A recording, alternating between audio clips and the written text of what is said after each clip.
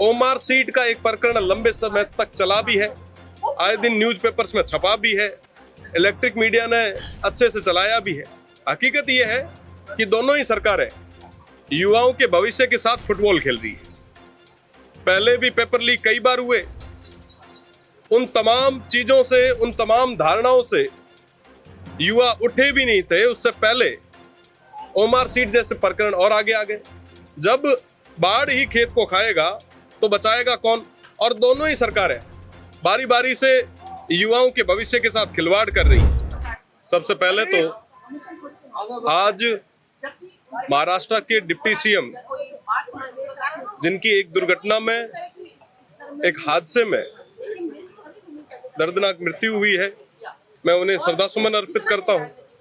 और साथ में कई लोगों की और भी हताहत होने की सूचना मिली है, मैं श्रद्धासुमन अर्पित करता हूं।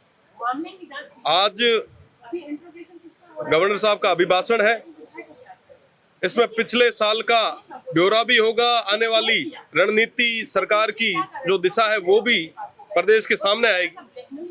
पर सबसे बड़ा विषय है कि पिछले कुछ दिन पहले ओमार सीट का एक प्रकरण लंबे समय तक चला भी है, आए दिन न्यूज़पेपर्स में छपा भी है, इलेक्ट्रिक मीडिया ने अच्छे से चलाया भी है।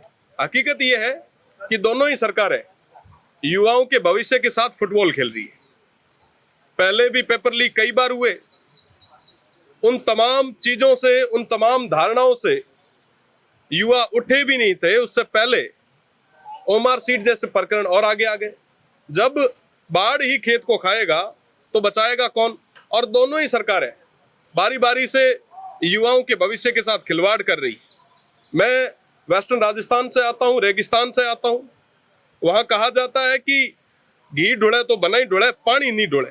आज के समय में पूरे प्रदेश में पानी को लेके हाहाकार मचा है। जेजेएम की मैं अगर बात करूं तो जेजेएम में हम 32वें नंबर पे है, हमारा जो स्टेट है वो 32वें नंबर पे है। और उसमें भी अगर मैं स्टेट की बात करूं तो बाड़मेर सबसे आखिरी में।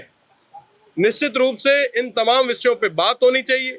मैं माननीय स्पीकर साहब से निवेदन करना चाहूंगा कि आप पेपर लीक पे, जेजेएम पे, यहाँ के हेल्थ और एजुकेशन के सिस्टम पे एक विशेष चर्चा कराएं।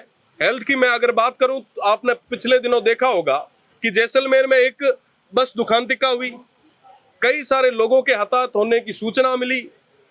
बर्निंग यूनिट तक बाड़मेर, जैसलमेर जो सबसे ज्यादा रेवेन्यू देता वहां पे नहीं है।